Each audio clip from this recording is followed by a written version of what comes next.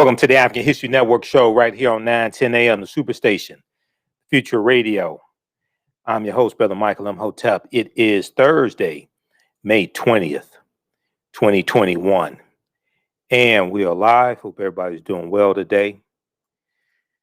Well, look, it's been a very busy day, and I've been going back over some of the testimony from the Tulsa Race Massacre congressional hearing that took place on May 19th. We're going to talk some more about that today as well. I saw a segment on the Black News Channel that dealt with a deeper analysis of some of the testimony from yesterday, and Dr. Teresa Crutcher, who is the sister of Terrence Crutcher. And we know Terrence Crutcher was killed in Tulsa, Oklahoma a few years ago by a white female officer named Betty Shelby. But Dr. Teresa Crutcher talked about growing up in Tulsa, Oklahoma, and not knowing the history of the Tulsa Race Massacre, and finding out that she had a relative who lived in Tulsa and was a victim of the Tulsa Race Massacre. Okay, so we're going to talk about that some more today. The congressional testimony dealing with the Tulsa Race Massacre. We'll continue our discussion with dealing with that. Then also, I talked about a story back on May 5th. And it was a story about a African-American woman named Carlette Duffy in Indianapolis. And many of you all remember that story. This dealt with her home being appraised, getting a third home appraisal. And the third home appraisal being more than double the first appraisal. Her appraisal jumped by over $100,000. And she's citing racism. And what happened was she had a friend, a white man, sit in for her to pretend to be the homeowner. It was actually the husband of a friend of hers, a female friend of hers. And we talked about this back on, I think it was actually May 6th. I think it was May 6th. So it was a story that I saw from thegriot.com. And, you know, we dealt with that here, and we talked about a history of racial segregation, racial discrimination when it comes to home ownership, things like this. But then I saw an article from May 19th, 2021, May 19th, 2021 from, this one here is from CNN. And CNN has picked up the story. And I found it interesting. I posted about this on our Facebook fan page, the African History Network. CNN picked up the story on May 19th.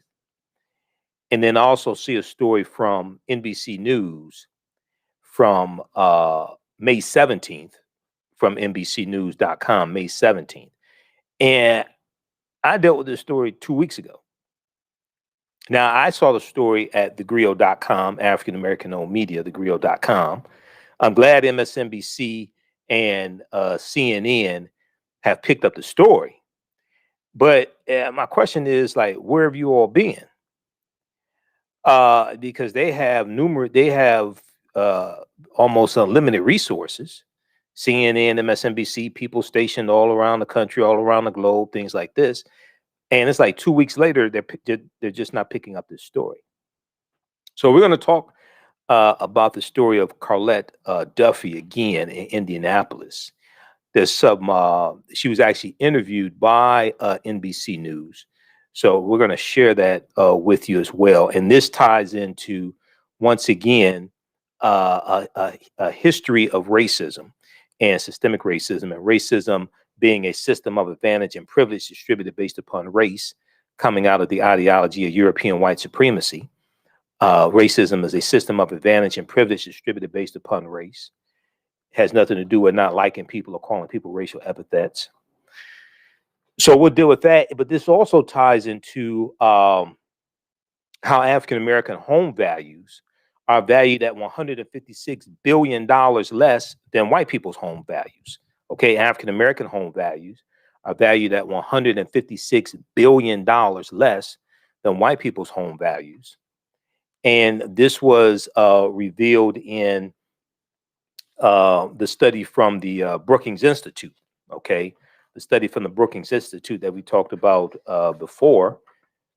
The devaluation of assets in black neighborhoods, the devaluation of black assets in black neighborhoods. Okay, so this is a study from the Brookings Institute that deals with this, and this robs African Americans of wealth. So all this is taking place at the same time when you have the attacks on critical race theory that we've been talking about here on the show. You have the attacks on the 1619 Project. We see that Nicole Hannah Jones is being denied tenure at UNC. And all this is taking place when you have when you have many people who are at the same time trying to say systemic racism doesn't exist. And we've been talking about that here on the show. You have many Republicans who say systemic racism doesn't exist. They'll say things like, we just need to try harder or what have you. And it reminds me of the study that came out from YouGov, the polling company, the survey company YouGov, came out April 4th, 2018, which showed that 40% of white people in America who were surveyed, 40% of white people in America who were surveyed said that African Americans just need to try harder to be as equally successful as white people. Okay, don't take my word for it. I want you to read this. This article here is from Newsweek.com. This is from April 4th, 2018. Now, April 4th, 2018, what is significant about that date is that was the 50th anniversary of the assassination of Dr. Martin Luther King Jr. And 40% of white people surveyed felt that African Americans just needed to try harder to be as successful as white people. They didn't want to talk about racism and white supremacy and housing segregation and redlining and racial covenants, discrimination when it comes to getting bank loans. They didn't want to deal with anything like that. YouGov asked a number of questions of what it called racial resentment. One of these questions centered on whether the respondent agreed with the statement, "It's really a matter of some people not trying hard enough. It's really a matter of some people not trying hard enough. If blacks would only try harder, they could be just as well off as whites." Overall, 35% of respondents agreed, 16% strongly, 19% somewhat. 28% neither agreed nor disagreed. Okay. So 40% of white respondents agreed. 40% of 40% of white respondents agreed that African Americans just needed to try harder to be equal. They just needed to try harder to be equal. So what I find interesting is that when we listen to the testimony from the Tulsa Race Massacre, you're listening to testimony from people, from the survivors whose parents basically did everything right. You had people who were educated in Tulsa, business owners, wealthy, owned homes, things like this. And it was destroyed by white supremacists. It was destroyed by white supremacist bigots who were jealous. So then, we have the study from the Brookings Institute dealing with what's the name of that study again? Hold on. I'll find it here again. the Brookings Institute dealing with how African-American homes are valued at $156 billion less than white homes. So you have that study, the devaluation of assets in black neighborhoods, the devaluation of assets in black neighborhoods. And this study talks about the segregation tax. So there's a history of not just redlining when it comes to African-American home ownership. There's a history of not just redlining. There's also a history of what are called racial covenants. Racial covenants. So the article from NBC News that talks about after she concealed her race, Black Indianapolis owners' home value more than doubled. So I was checking out that article today because I was reading the one from CNN, and then I was doing more research, and I saw that I saw the story on MSNBC today. So I was on NBC's website doing research, and I saw that NBC News has an article from May 17th about Carlette Duffy. But in this article, there's a story that they did back in August of 2020, August 4th, 2020. And this story from August 4th, 2020 deals with how they talk about how racial covenants were used to keep neighborhoods white. How racial covenants were used to keep neighborhoods white. And they the name of this segment is Racism in the Fine Print. Racism in the Fine Print. How old housing policies impact non-white communities. And so I went through and watched it today, and it's a fascinating segment that they did, which then ties into a lot of history. And then this is connected to the executive order that Joe Biden signed back on, which one was this? He's done about 45 of them now. Racial equity and support for underserved. Is this the one doing redlining, or is it the other one? Hold on. Memorandum on redressing our nations. This one right here, January 26, 2021. Because I hear a whole lot of people talking about executive orders, and I can listen to them until they haven't read any of them. It's been about 45, actually, I think a little more than 45 that Biden has signed. Go to whitehouse.gov. Go to whitehouse.gov. You can read all the executive orders there. Because a lot of these executive orders positively impact African Americans. Problem is we don't read. If you read this one here, this is from January 26, 2021. Then we have this up on the screen share. Memorandum on redressing our nation's and the federal government's history of discriminatory housing practices and policies. Memorandum on redressing our nation's and the federal government's history of discriminatory housing practices and policies. Okay, you can go through and read this one here, and it talks about how African Americans were locked out of building wealth and things like this. Diverse and inclusive communities strengthen our democracy, but our nation's history has been one of great struggle toward this idea. During the 20th century, federal, state, and local governments systematically implemented racially discriminatory housing policies that contributed to segregated neighborhoods and inhibited equal opportunity and the chance to build wealth for Black, Latino, Asian American, and Pacific Islander and Native American families and other underserved communities. Ongoing legacies of residential segregation and discrimination remain ever present in our society. These include a racial gap in home ownership.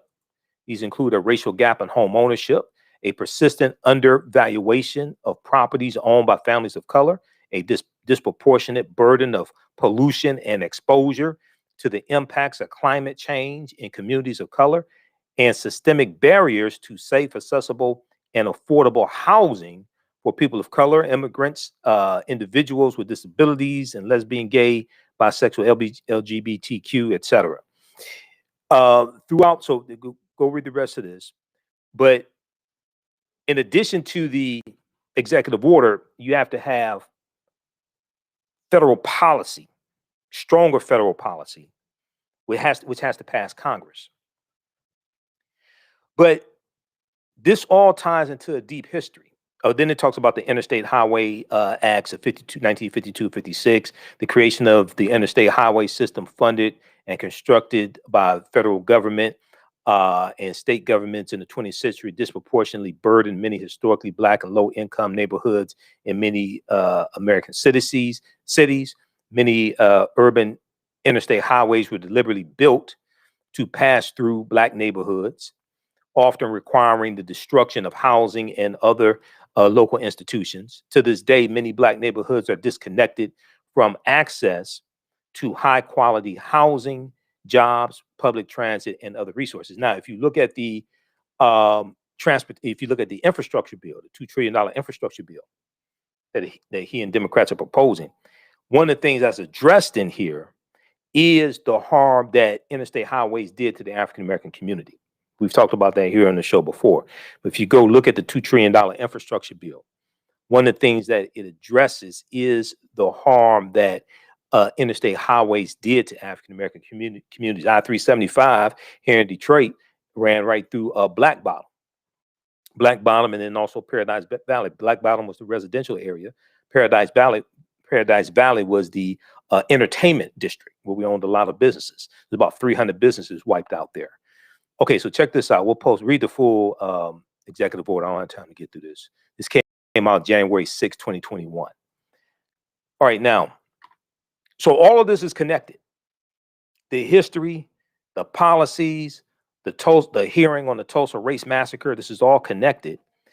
And then we see that we'll talk a little bit again about the study from Citigroup Bank that came out September 2020 that deals with how racism has cost the U.S. economy $16 trillion over 20 years. And it shows how racism is hurting everyone. Because all this is connected. The Tulsa Race Massacre is still hurting America, not just the survivors. It's still a stain on America. The 150 African American homes being valued at $156 billion less. The $16 trillion over the course of 20 years that the U.S. economy has lost because of racism and systemic racism. And when you read the study from Citigroup Bank, it tells you that if these structural inequities are corrected, if these laws and policies are corrected, then the U.S. economy can grow by $5 trillion over the course of 5 years. U.S. economy can grow by $5 trillion over the course of 5 years. We'll talk about that. And then also my Saturday online course meets Saturday, May 22nd, 12 noon to 2 p.m. Eastern Standard Time, our next class. Our special guest speaker is going to be archaeologist Sista Nubia Wardford. Archaeologist Sista Nubia Wardford, who does archaeological digs in the Sudan. And she's going to do a presentation for my class dealing with the origins of ancient Kush and the African queens of antiquity, the origins of ancient Kush and the African queens of antiquity. So we'll deal with all this on the other side of the break. Listen to the African History Network show right here on 910 AM Superstation Future Radio. I'm Michael Imhotep. We'll be back in a few minutes. All right, stand by, everybody. Stand by.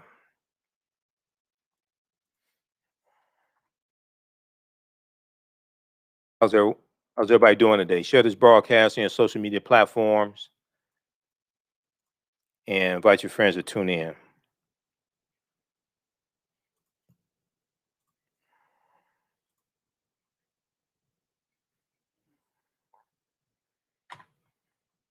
Okay, who still needs to register for the online course that I teach?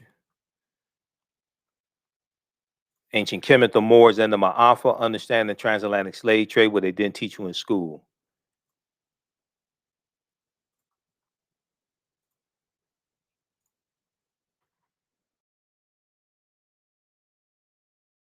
Okay, stand by.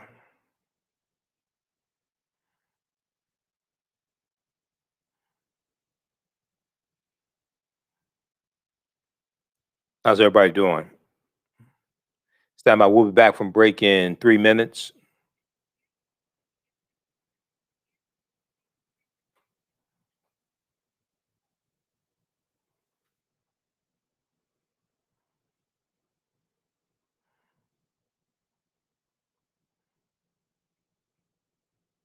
Stand by.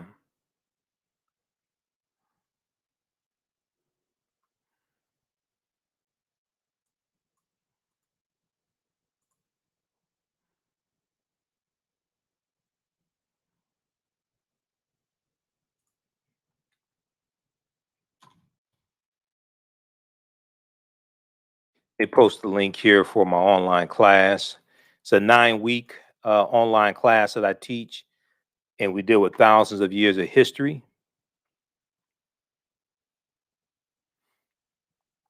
I just posted the link here. How you doing, Michelle, John Ray, Robert? We just posted the link here. You can register.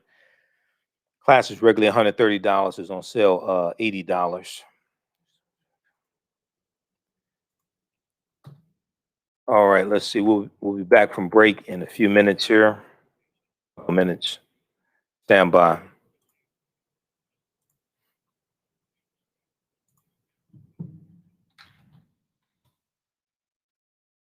Welcome back to the African History Network show right here on 910 AM Superstation Future Radio. I'm your host, Brother Michael Imhotep. It is Thursday, May 20th, 2021, and we're live. Hope everybody's doing well. Share this broadcasting on social media platforms. Invite your friends to tune in also. All right, so my online class meets again Saturday, May 22nd, 12 noon to 2 p.m. Eastern Standard Time. The guest speaker is going to be Sista Nubia Wardford. Sista Nubia Wardford. And Sista Nubia Wardford is a archaeologist, and she's going to talk about the origins of ancient Kush and the African queens of Antiquity. Okay, the ancient civilization of ancient Kush, which was more of a region in Antiquity, but we're going to discuss that. And Sister Nubia Wardford goes to the Sudan periodically to do archaeological digs. I've had her on my show a number of times. She's a bad sister, so she's going to deal with the origins of ancient Kush and the African queens of Antiquity. Okay, so we posted the link here. You can register for the online class. It's a 9-week online class that I teach. We deal with thousands of years of history and what led up to the transatlantic slave trade taking place. Name of the class is Ancient Kemet, the Moors, and the Maafa, Understanding the Transatlantic Slave Trade, what they didn't teach you in school. Ancient Kemet, one of the original names for Egypt. Ancient Kemet, the Moors, and the Maafa, Understanding the Transatlantic Slave Trade, what they didn't teach you in school. So if you go to our website, AfricanHistoryNetwork.com and scroll down the page, you'll see the information for a radio show. We're here 6 days a week. Then you can click right here, listen to audio podcasts of the shows. Click here to read articles I've written. We have the information for the online class here. Click right here, register here. Takes you to the next page. Click right here to enroll. As soon as you enroll, you can start watching the content. You can watch the class from last Saturday. Class is regularly $130, on sale $80. And we do the classes live, but they're all archived. So you can go back and watch them over and over again if you miss anything. Okay. All right. So let's continue here. So we posted a link here so you can register for the class. And then also when I taught the class in February and March of 2021, those sessions are still archived. You can go watch those as well. All right. So on the African History Network show, we focus on educating, empowering, and inspiring people of African descent throughout the diaspora and around the world. Because right now it's correct wrong behavior. What you do for yourself, what you do to yourself, and what you allow other people to do to you and get away with is based upon what you think about yourself. What you think about yourself is based upon what you have been taught about yourself. What you've been taught about yourself is based upon everything you've read, heard, and seen about yourself. So when you control the radius of a man or woman's thoughts, you can control the circumference of his or her actions, because the mind can't do or teach what it doesn't know. Now, we deal with a number of different topics here. On the African History Network show, we deal with current events in history and politics, education, economic empowerment, entrepreneurship, relationships, love, sex, health issues, and much, much more. Sign up for our email newsletter. Text the word Kemet, Kemet, the 22828 to sign up for our email newsletter. Text the word Kemet, Kemet, the 22828 to sign up for our email newsletter, or visit our website, AfricanHistoryNetwork.com.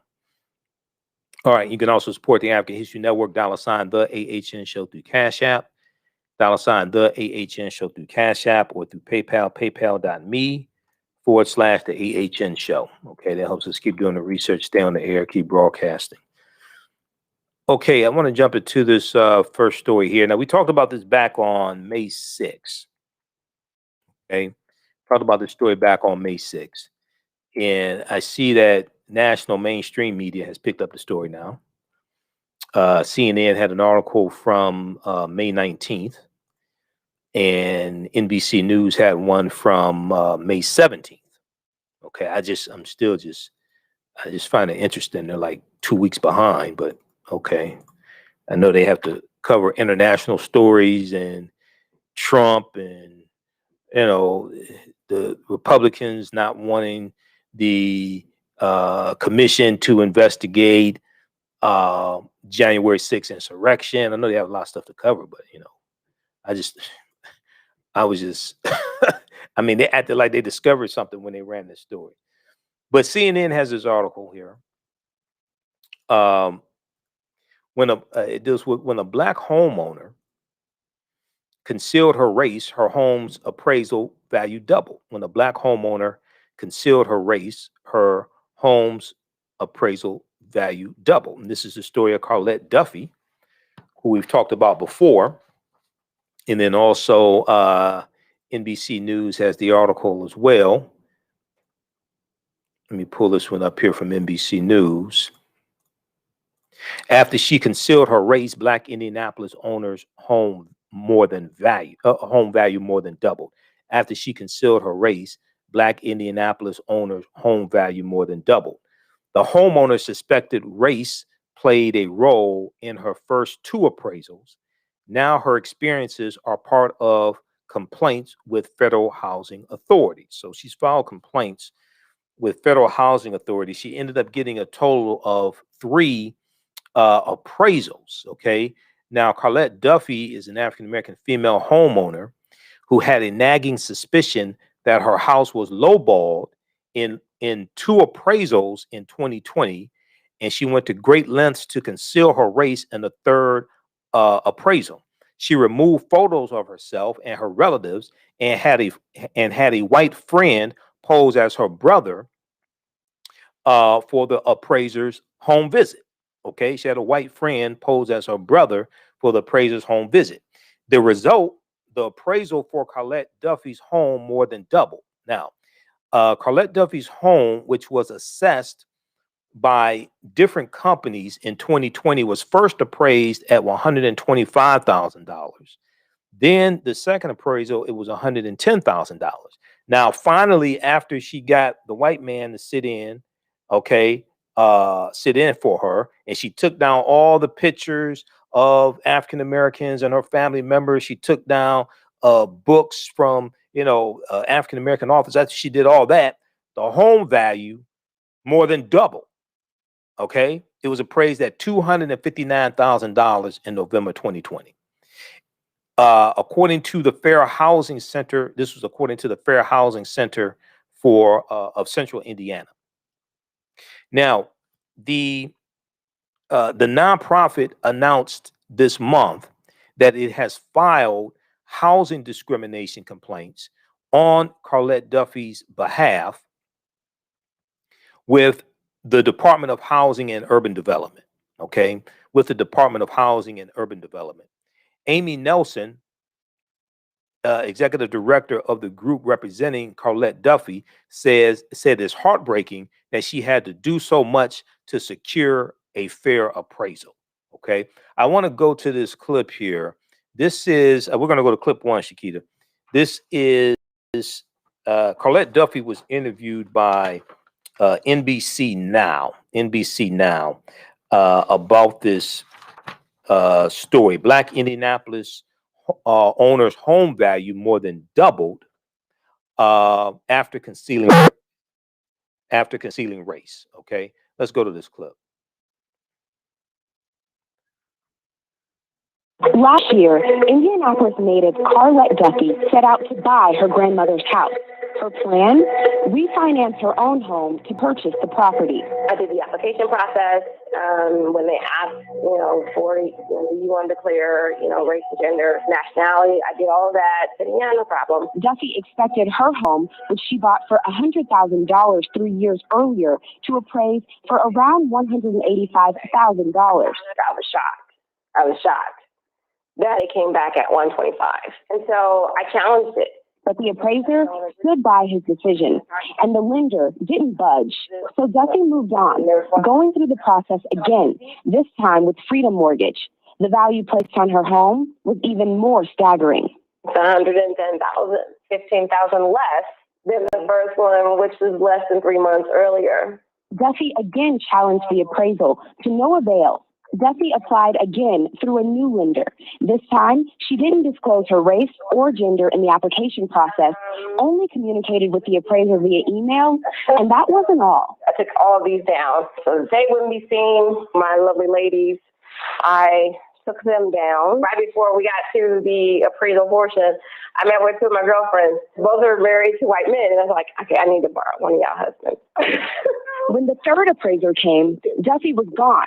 Her friend's husband posed as her brother. So I was a bit skeptical at first until we saw the results. The result? Duffy's home was appraised for $259,000, more than double that of her previous two appraisals. I screamed with joy. I was so elated. And then it quickly dissipated. And then I just cried. Because this is an actual, there it is. And that I'm the thing that's devaluing my house. The real problem is how we devalue people. Andre Perry, a senior fellow at Brookings, studies devaluation in Black neighborhoods. The data shows Duffy's experience is not isolated. It's almost as if when people see a Black neighborhood, they see twice as much crime than there actually is. They see worse education than there actually is, and they value the home in that respect. On average, homes in neighborhoods where the population is 50% Black are valued at roughly half the price of homes in neighborhoods with no Black residents in U.S. metro areas. Even when controlling for crime, access to schools, and other factors, homes in Black neighborhoods are underpriced by 23%. That's about $48,000 per home, totaling more than $156 billion in cumulative lost equity. We have several concerns about the appraisal industry. Amy Nelson is the executive director of the Fair Housing Center of Central Indiana. If a neighborhood has been systematically discriminated against because of the race of that neighborhood, decade upon decade, comps then are going to be skewed and they're going to have bias written into them. This month, Duffy and the Fair Housing Center of Indiana filed a formal complaint with the U.S. Department of Housing and Urban Development,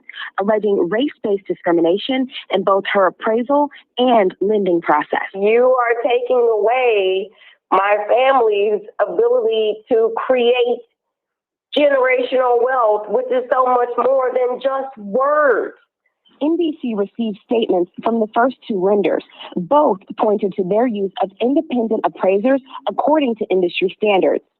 Citywide Home Loans denied any discrimination and said they are actively participating in the HUD investigation.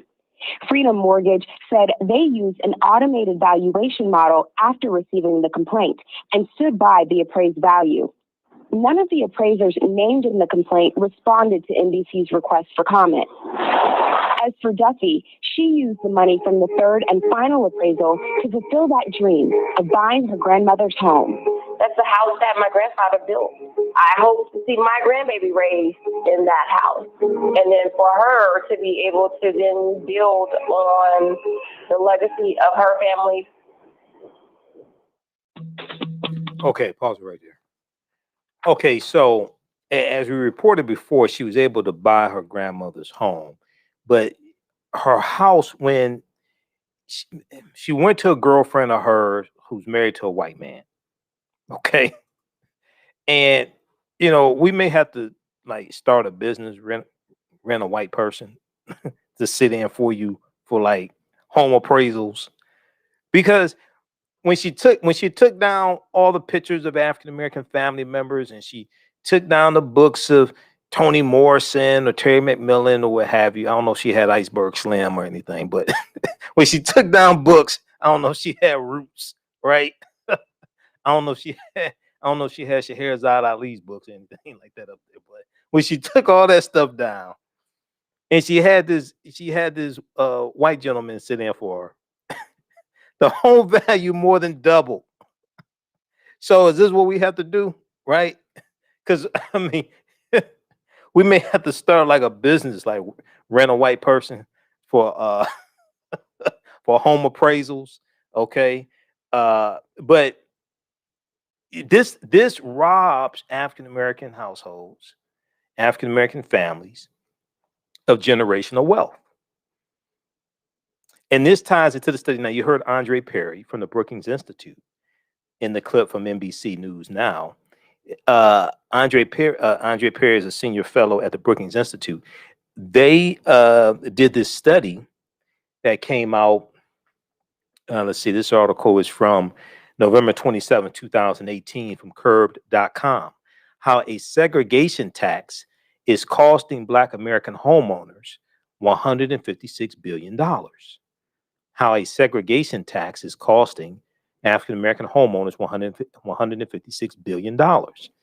And this ties into discrimination and how our homes are devalued on average by $48,000 per home. Okay. And then this ties into our net worth or lack of net worth. Okay. So check this out from curbed.com. Read the article here from NBC News. Okay. After she concealed her race, Black Indianapolis owners' home value more than doubled. Okay, so I was reading this article today, and they referenced a segment they did on NBC Now. They did a segment back August 4th, 2020. And this segment ties into what happened with Carlette Duffy. But this ties into a history of what's known as racial covenants.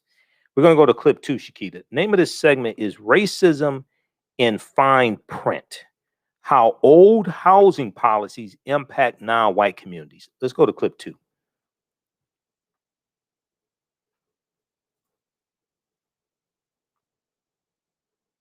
Take it off mute. Clip number 2. Take it off mute. Okay, we'll get that going. Okay. The neighborhoods where we grow up can determine the trajectory of our lives, from the money we earn to how long we live. And it's not by accident. America was built this way. And Jesus Hernandez has mapped those inequalities block by block. I was able to measure every social ill in the city. Like what? Where are your dropouts from high school? Where are the people who get the flu? Where are the people who use more water than others? His work has shown that all of it connects back to one factor over and over again. And that factor is race. You have these racial patterns that represent a geography of where we shifted our people over the period of 100 years in developing the city. And we can pretty much do this in every city in the United States. Why? Well, about a century ago, legal language was often written into the deeds of houses, prohibiting selling them to people who weren't white. They were called race covenants, and they built racism into the housing system across the country. White neighborhoods wound up with advantages that still shape modern cities. We met Hernandez in Sacramento, Land Park to be exact, one of the city's oldest and wealthiest neighborhoods. And this was one of the areas when it first started developing where race covenants were first used in Sacramento. And so this is where you start seeing this divide between neighborhoods start to happen. A neighborhood like this one enjoys all the benefits of a century of preferential treatment and public investment. It gets a light rail service. Businesses choose to relocate here. It has bike lanes, bus service, everything that a city dweller would want. Let's compare two neighborhoods just 3 miles apart. This is Land Park. This is South City Farms. 77.3% of people living in Land Park are white. In South City Farms, 8% are white, 52% are Latino, and 9% are black. 40% of people in Land Park have at least a 4-year degree. In fact, 28% have a master's degree or higher. In South City Farms, only 2.3% graduated from college. In Land Park, 71% of people own their home. In South City Farms, only 25% do. A person living in Land Park is likely to live 10 years longer than someone living in South City Farms. And while average household income in Land Park is over $132,000 a year, in South City Farms, it's just $28,000. Tell me about this neighborhood in contrast to the other one we saw. So what you see here is that concentration of race and poverty and every other social ill that you see that's associated with divestment. You may think to yourself, sure, good and bad neighborhoods, so what? Well, again, it's not coincidence. If you look at the race covenant neighborhoods across Sacramento or any city, the pattern is shocking. In these neighborhoods of Sacramento, education, home ownership, health are all different than these neighborhoods. What's the difference? Well, these neighborhoods were exclusive to whites under race covenants from at least 1913 to 1948 when the covenants became illegal. And banks and lenders used the race of non-white owners to downgrade home values until 1978. That means all that time, white neighborhoods accumulated wealth, political clout, public investment, while other neighborhoods, which also paid their share of taxes, received little or no investment. They even lost money. Other systems deepened the divide. The Federal Housing Administration, which was created to make home loans affordable after the Great Depression, refused to back them in African-American neighborhoods, a policy called redlining. And while the GI Bill helped white Americans get low-interest mortgages, it shut out African-American vets. Now you see these people here that have to leave the neighborhood for better resources rather than stay here. And when they leave the neighborhood, they actually take their checkbook with them. When they go by in another neighborhood, when they go get health care in another neighborhood, when they go to school in another neighborhood. Because they don't have any of those things here. They can't Correct. walk here to a grocery store, a school, a hospital. That's exactly right. When a neighborhood has had so little money for so long, it takes superhuman effort to provide what the community needs. The city closed this elementary school in 2013.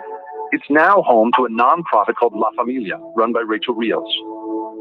So when you look at what healthy communities look like, you look at the support services that families can go to, libraries, public transportation, parks, beautiful trees. And when you look at our community, you don't see that. You don't see an investment. You see nonprofits trying to fill in the gap as best we can. So you provide the only play field in this whole neighborhood. Yeah, there's not a park here, so this is it. Racism is not just about our individual attitudes. It's built into our systems. It's not as blatant as I'm going to oppress this community. It's more subtle than that, and that's the problem with it, is that it is more subtle, and we seem to accept it because it is subtle. So how is it that this community doesn't deserve to have the bus stop? How is it that this community doesn't deserve to have a park? That's where the systemic racism comes into play. So how do we change nearly a century of inequality? This is not a problem the people of a neighborhood can change on their own, Hernandez says. You have to directly intervene in the mechanisms that create this inequality. You have to put your thumb on the scale of somebody and change it. Stick in the spokes and stop that bicycle from moving. And if you don't do that, that racial spatial wealth gap will continue to widen. And neighborhoods like this continue to get left behind. Correct. Okay, pause it right there. Okay, excellent reporting there by Jacob Ward for NBCnews.com. Name of that clip, that's from August 4th, 2020. It's called Racism in Fine Print. Racism in Fine Print.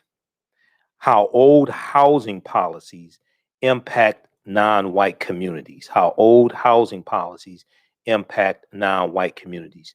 If you look at the article from NBC News that I was just talking about, they have that clip in this article here. After she concealed her race, Black Indianapolis owners' home value more than doubled. Okay, so what this is going to take, you're going to have, it was federal policy that created a lot of these segregated communities. If we look at the article from National Public Radio, NPR.org, and we've talked about this before, A Forgotten History of How the U.S. Government Segregated America. A Forgotten History of How the U.S. Government Segregated America. This is from March 3rd, 2017, and it talks about the book from Richard Rothstein called The Color of Law, A Forgotten History of How Our Government Segregated America. And I've seen work from Richard Rothstein before. But check out this article. This ties deep into history, and it ties right into redlining and things like this. So it was federal policy that created these structural inequities. It's going to be federal policy that correct these structural inequities. It's federal policy that created poverty. Okay? It's federal policy that created poverty. And even though churches can help, some churches can help, it's not fair to put the onus on eradicating poverty on churches. That means you don't understand the history of how poverty was created, how we got in this predicament. It's unfair and it's nonsensical to put the onus on correcting poverty or eliminating poverty on churches. Because I hear people make these arguments and thinking that majority of our churches are mega churches. No, they're not. Mega churches only make up about 10% of churches. The structural inequities are created by public policy, federal, state, and local government. If you look at this article here from NPR.org, National Public Radio, A Forgotten History of How the U.S. Government Segregated America. In 1933, faced with a housing shortage, the federal government began a program explicitly designed to increase and segregate America's housing stock. The federal government began a program explicitly designed to increase and segregate America's housing stock. Author Richard Rothstein says the housing programs begun under the New Deal, under President Franklin Roosevelt, under the New Deal, were tantamount to a state-sponsored system of segregation. The government's efforts were primarily designed to provide housing to white, middle-class, lower middle-class families. The government's efforts were primarily designed to provide housing to white, middle-class, lower middle-class families. Now, this is during the Great Depression. This is 1933. Stock market crashes October 29th, 1929. This is during the Great Depression. African Americans and other people of color were left out of the new suburban communities and pushed instead into urban housing projects. This is created by the federal government. Richard Rothstein's new book, The Color of Law, examines the local, state, and federal housing policies that mandated segregation. Okay? Now, he notes that the Federal Housing Administration, which was established in 1933, the FHA, the Federal Housing Administration, established in 1933, furthered the segregation efforts by refusing to insure mortgages in and near African American neighborhoods, a policy known as redlining. At the same time, the Federal Housing Administration was subsidizing builders who were mass producing entire subdivisions for white people with the requirement that none of the homes be sold to African Americans. So they were locking us out of getting a lot of these home mortgages. But also because of the Federal Housing Act of 1949, white people were allowed to put 3% down on low interest loans to buy houses being built in the newly formed suburbs. When we try to buy these homes, we're discriminated against. We're victims of redlining or also steering. Steering was a process from real estate agents where they will only show African Americans houses in African American communities. They would steer us, they would drive us, they would steer us to African American communities. So we can buy these homes in the newly formed suburbs where, and what's taking place. See, this is all after World War II. After World War II, when you have the baby boomer generation and these men are coming back home from fighting in the war, and they're taking advantage of the GI Bill, they're getting money to go to college, they're getting money, they're getting low interest loans to start businesses and low interest loans to buy homes from the GI Bill of about 1944.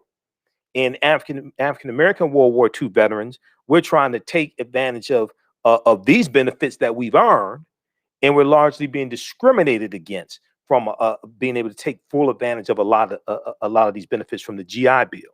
Okay, and then you have the U.S. Interstate Highway Acts in 1952 and 56 that drive about 41,000 miles of U.S. interstate highways all throughout the country, and they run through a lot of African American communities, wiping out a lot of our homes and businesses, things like this. Right? All this is federal government. Okay, so read this article here from NPR.org, A Forgotten History of How the U.S. Government Segregated America, March 3rd, 2017. Okay, March 3rd, 2017. I want to go to this other clip here, clip 3. Shakita, we're going to go to that quickly. This deals with the Tulsa Race Massacre, the hearing for the Tulsa Race Massacre. Also, everybody, read the article. I referenced this earlier. Read the article from CBS.com from September 23rd, 2020. Racism has cost the U.S. $16 trillion, Citigroup finds. Racism has cost the U.S. $16 trillion, Citigroup finds. This, we've talked about the study before, but this study breaks down how over a 20-year period of time, from the year 2000 to the year 2020, the U.S. economy has lost $16 trillion. America could have been $16 trillion richer if not for inequities in education, housing, wages, and business. And then it goes through and it breaks down Black workers have lost $113 billion in potential wages over the past 2 decades because they could not get a college degree. The housing market lost $218 billion in sales because African American applicants could not get home loans, and about $13 trillion in business revenue never flowed into the economy because African American entrepreneurs could not access bank loans. Now, it goes on to say the U.S. could have $5 trillion in gross domestic product over the next 5 years if these gaps and others were closed today, the study indicated. So read this as well. I want to go on the Black News Channel. I saw a show that Charles Blow did on the Black News Channel, and it dealt with the Tulsa Race Massacre, and it dealt with reactions to Tulsa Race Massacre survivors at the reparations testimony in Congress. Let's go to clip 3, Shakita.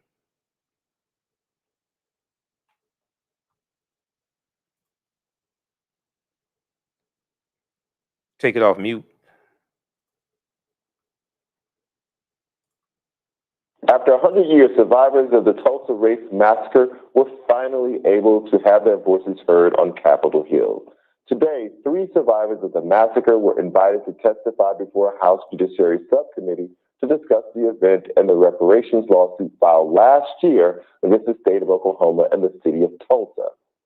Survivor Viola Fletcher delivered passionate and powerful testimony during the hearing. The 170-year-old Fletcher discussed America's attempt to erase the legacy of the massacre and how she relives it every day. I still see Black men seeing being shot, Black bodies lying in the street. I still smell smoke and see fire. I still see Black businesses being burned. I still hear airplanes flying overhead. I hear the screams. I have lived through the massacre every day. Our country may forget this history, but I cannot. Ms. Fletcher also touched on Tulsa's history of profiting off the massacre without paying any restitution to survivors such as herself. Do you sometimes find this? All right, we're going to pause it right there. We're out of time here on 9:10 a.m. Superstation WFDF. We'll talk about that a little bit more tomorrow. Also, on our Friday show, my guest will be archaeologist Sista Nubia Wardford, and she's going to be my best special guest speaker in my Saturday class. And we'll deal with the origins of ancient Kush and the African queens of antiquity. So register for the online course at my website, AfricanHistoryNetwork.com, AfricanHistoryNetwork.com. And right now it's correct. Wrong behavior is not over till we win. We talk to you tomorrow. Peace. All right, stand by, everybody. Let me post a link here. Who still needs to register for the online course? It's a 9-week online course I teach on Saturdays, 12 noon to 2 p.m. Eastern Standard Time. Ancient Kemet, the Moors, and the Maafa. Understanding the transatlantic slave trade, what they didn't teach you in school. So all the sessions are recorded. You can go back and watch it over and over again. Our special guest speaker on Saturday, May 22nd, will be archaeologist Sista Nubia Wardford. Okay, she'll be my guest on the show Friday. Okay, so we post a link here, register there. And as soon as you register, you can watch the show from last Saturday. All right, now, I want to go back to this clip here. This is from Charles Blow's show on the Black News Channel. Okay, the Black News Channel. And this deals with we talked about the Tulsa Race Massacre congressional hearing. We talked about this on Wednesday's show. And it took place on Wednesday, May 19th in the House of Representatives, okay? And this is dealing with the massacre in 1921. And they're seeking the three survivors, the three last living survivors of the Tulsa Race Massacre. They're seeking reparations, okay? And this also ties into H.R. 40. So this is what was a hearing in the House Judiciary Subcommittee on the Constitution, Civil Rights, and Civil Liberties. Okay, I want to go back to this clip here.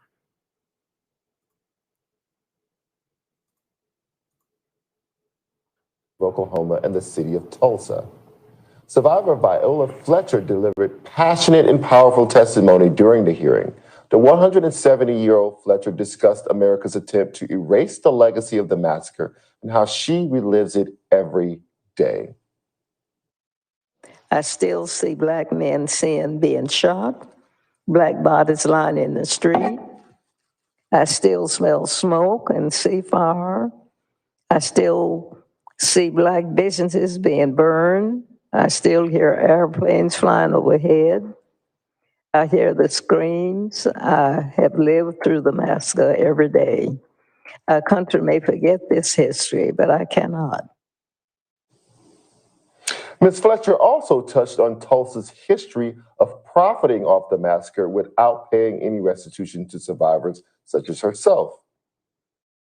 To this day, I can barely afford my everyday needs. All the while, the city of this Tulsa have unjustly used the names and stories of victims like me to enrich myself and its white allies through the 30s million raised by the Tulsa. Ms. Fletcher had this to say regarding the city of Tulsa and its Chamber of Commerce. For 70 years, the city of Tulsa and its Chamber of Commerce told us that the massacre didn't happen, like we didn't see it with our own eyes.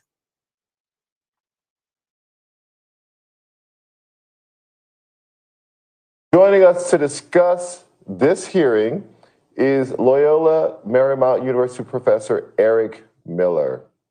Eric, how are you, Professor? I'm doing very well, thanks.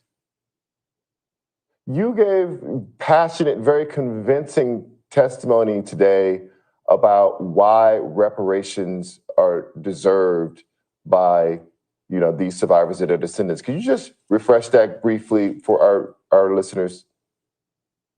So the city of Tulsa, as you mentioned, has not paid a single cent to the survivors or the descendants for destroying 35 city blocks and burning down all their houses.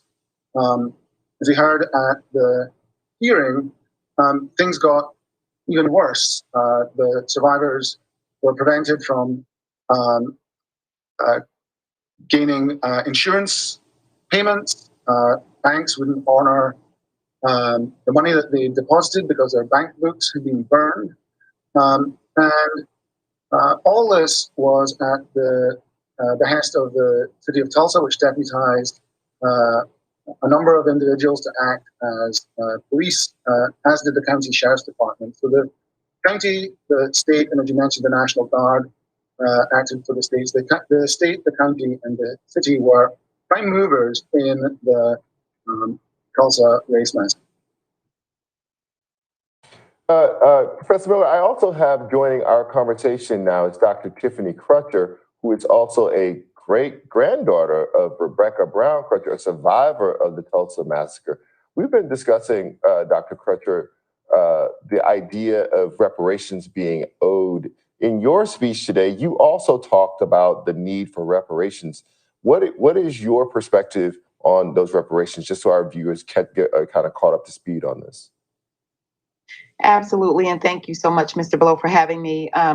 Of course, I didn't learn about the massacre until I went off to college, and everybody from all around the country would ask me, "Where are you from?" And I would say Tulsa, and they would immediately say Black Wall Street. I went home, asked my dad, "What are these people talking about?"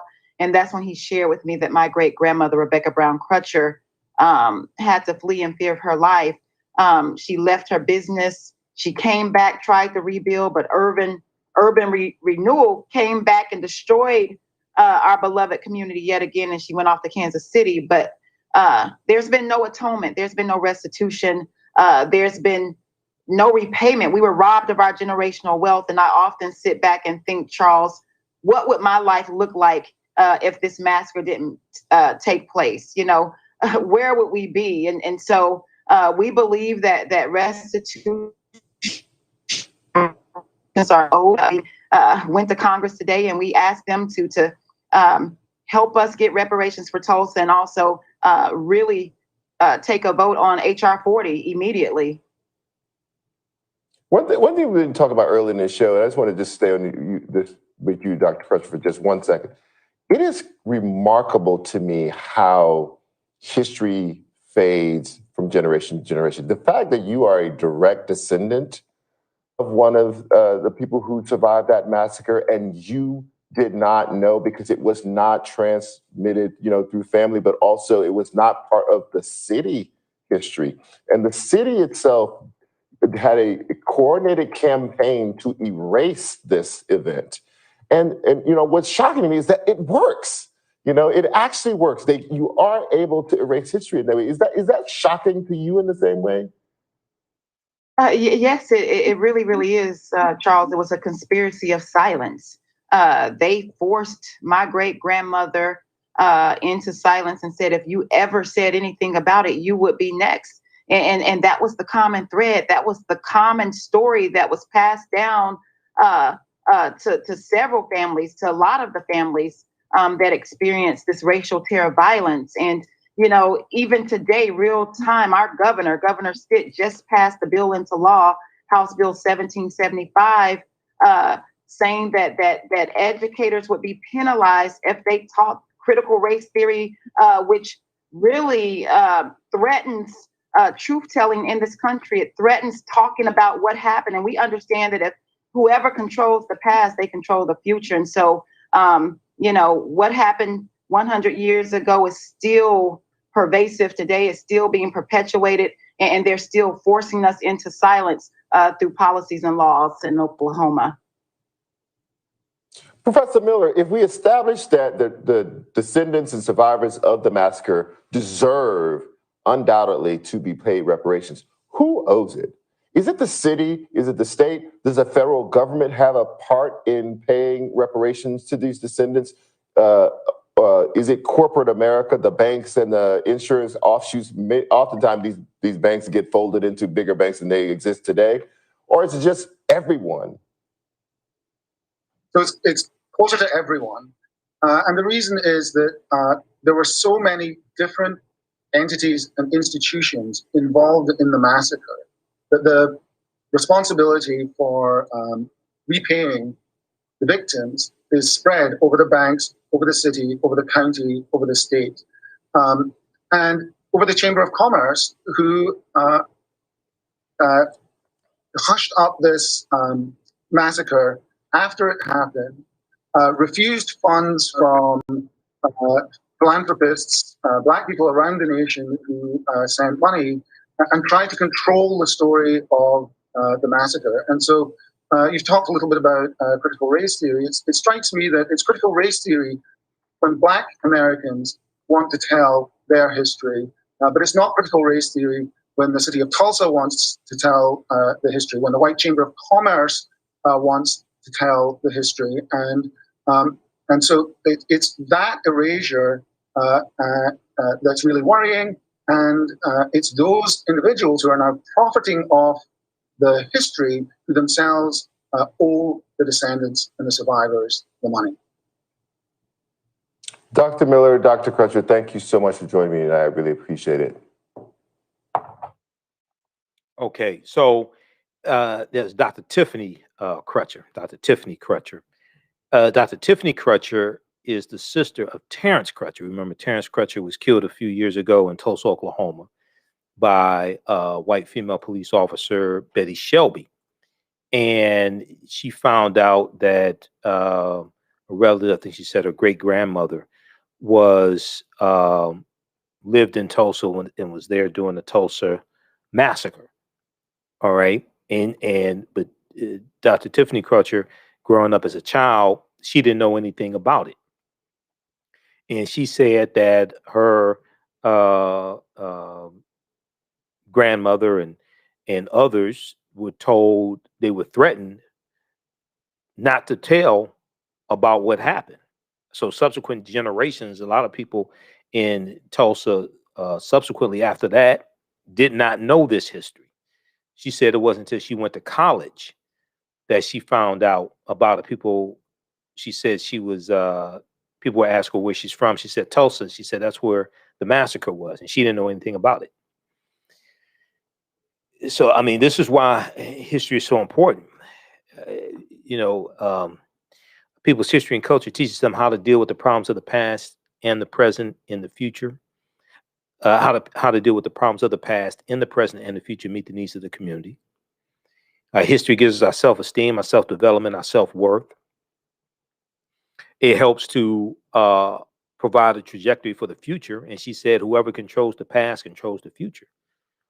They're shaping reality. They're shaping how you see things.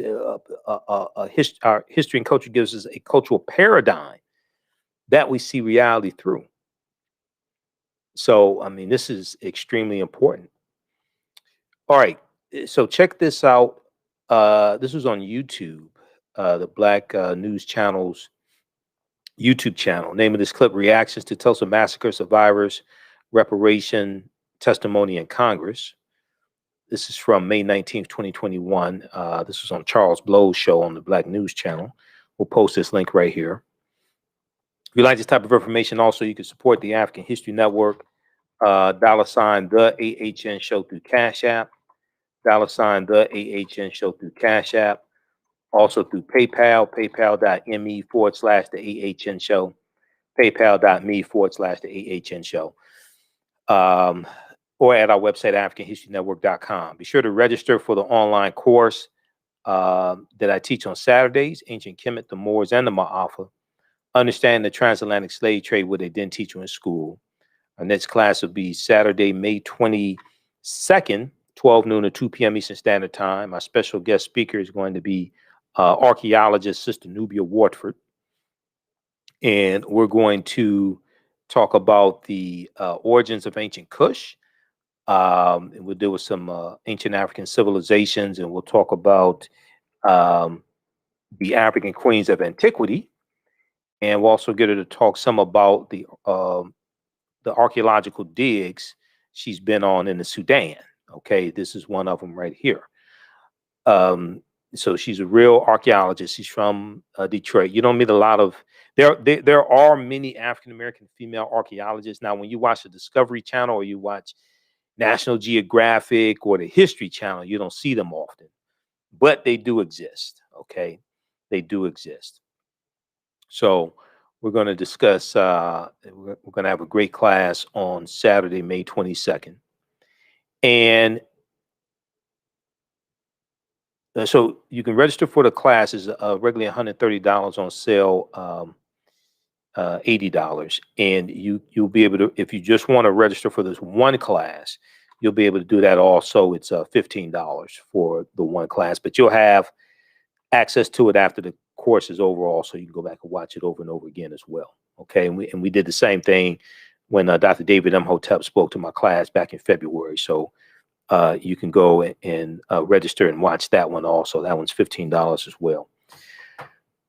All right, look, we have to get out of here. Remember, let me see. I think I covered everything that I was going to cover today. If not, we have to get to this tomorrow. That's how racial that we dealt with that. Okay, we dealt with all that. I was reading an article from New York Times this morning. We're going to try to squeeze this in on a show tomorrow. You know, we've been talking about the $5 billion allocated to African American farmers and farmers of color in the $1.9 trillion American Rescue Plan that no Republicans voted for, right? Well, I was reading an article, and it's like $4 billion in loan forgiveness to African American farmers and non-white farmers. I was reading an article today from the New York Times that deals with how banks are trying to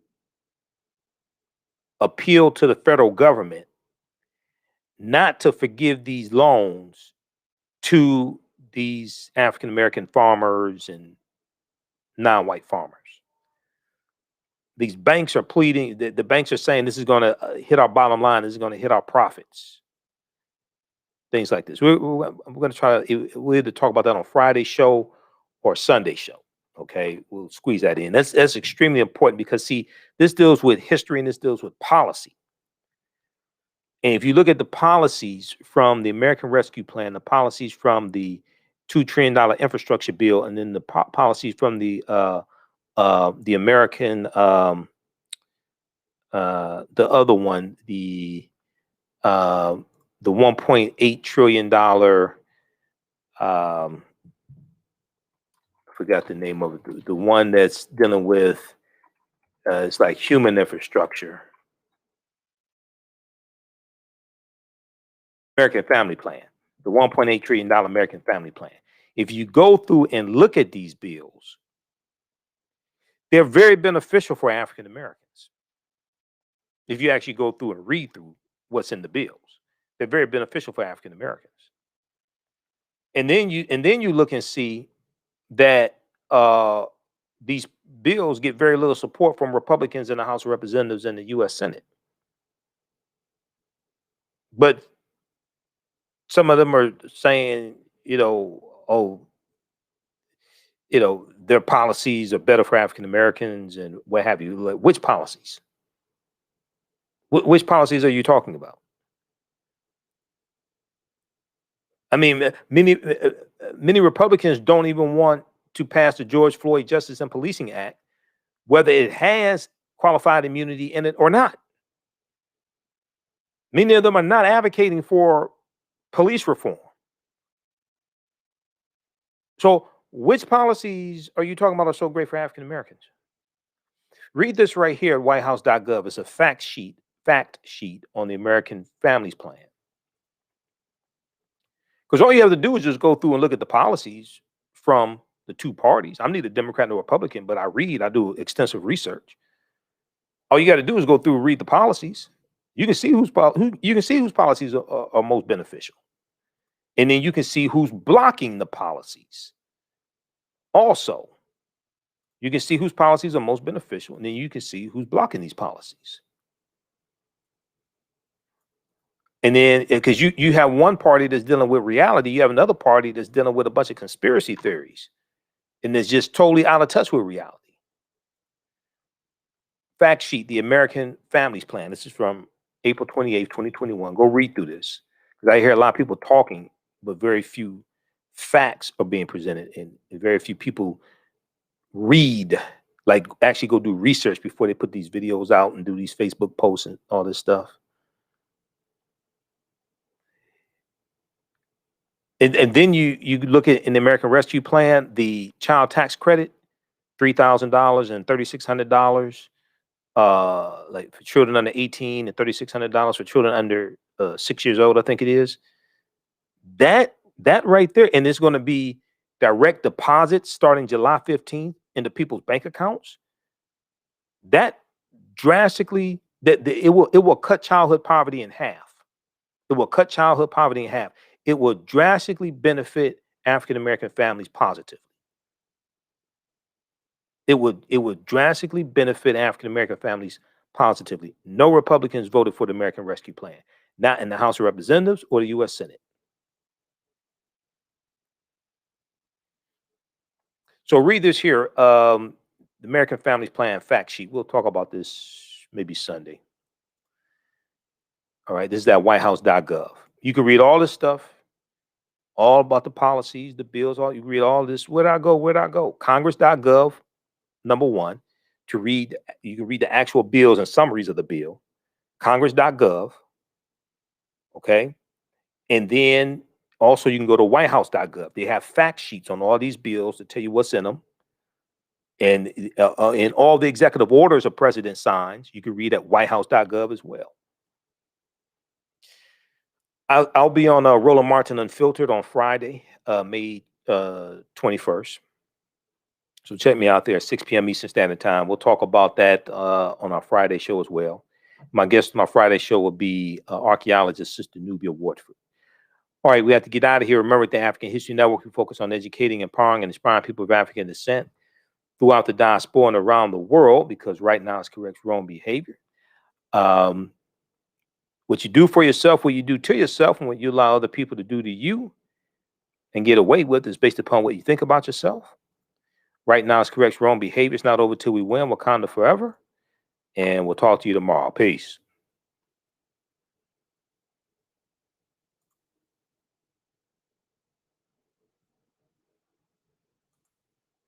Gain knowledge in minutes from insightful summaries of progressive and socially conscious books.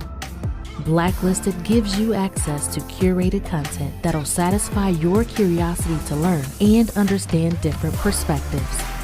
Empower yourself through inspirational and actionable ideas.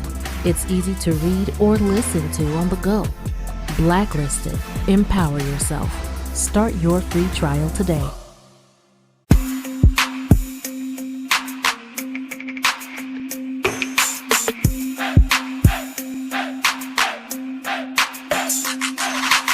Are you getting ready for fall or winter?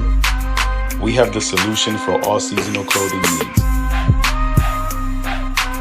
Kemeticwear.com is the go-to online source for Kemetic African fashion and lifestyle products with a contemporary twist.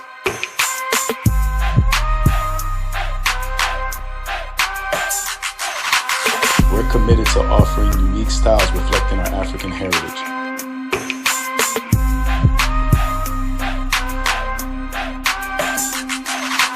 Kemeticwear.com is inspired by KemeticScribes.com to influence our people in learning and showing pride. Please visit our website at Kemeticwear.com.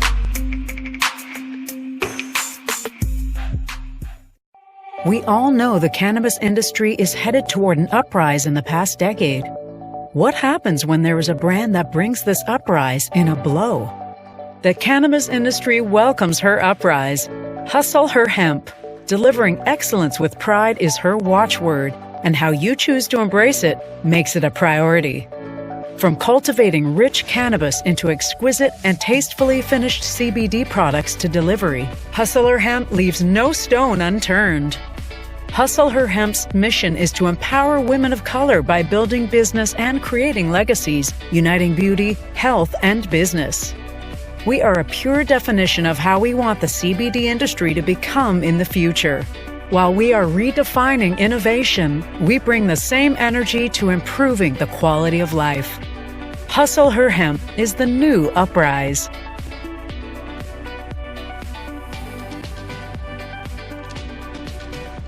Hi, I'm Joel Wilson, President and CEO of JCW Computer Consulting LLC, a technology implementation firm with over 20 years of satisfying customers.